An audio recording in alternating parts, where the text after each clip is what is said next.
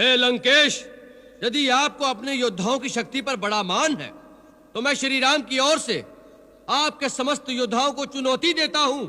मैं अपना पैर आपके इस दरबार में जमा देता हूं। यदि आपका कोई योद्धा इस पैर को धरती से उठा सके तो मैं अपने स्वामी की ओर से यह वचन देता हूं कि वो अपनी हार मानकर इस लंका से वापिस चले जाएंगे। जय श्री राम।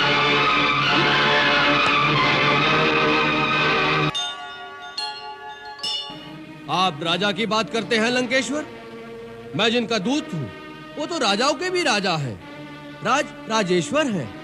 वो केवल इस भूमि खंड के ही नहीं वरन तीनों लोकों के स्वामी हैं। देवताओं, वेदों और विधि के भी वही नायक हैं।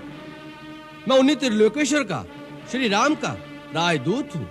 वह हरि है, हर है या ब्रह्मा है? कौन है वह?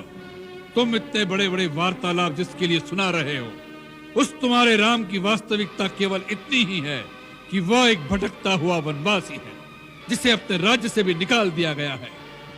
बताओ, उस भिखारी ने क्या संदेश देकर भेजा है तुम्हें? महाराज रावण, आपने मेरे स्वामी राजराजेश्वर श्री राम का अपमान किया है, इसलिए मुझे नियमानुसार इस सभा से चला जाना चाहिए। राजदूत का सम्मान उसके राजा का सम्मान होता है, इसलिए राजदूत का प्रथम कर्तव्य है कि वो अपने सम्मान की रक्षा करे, क्योंकि मेरे अपमान का अर्थ होगा मेरे स्वामी राजराजेश्वर श्री राम का अपमान।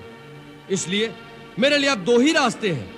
पहला तो ये कि जहां मुझे सम्मान पूर्वक आसन नहीं दिया गया मैं उस सभा से ही चला जाऊं, परंतु जो मैं संदेश लाया हूं वो इतना महत्वपूर्ण है कि उस पर लंका निवासियों और सारी राक्षस जाति का जीवन और मरण निर्भर है।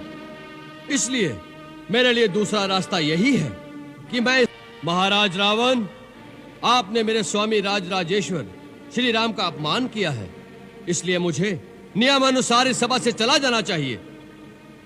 राजदूत का सम्मान उसके राजा का सम्मान होता है, इसलिए राजदूत का प्रथम कर्तव्य है कि वो अपने सम्मान की रक्षा करे, क्योंकि मेरे अपमान का अर्थ होगा मेरे स्वामी राजराजेश्वर श्री राम का अपमान।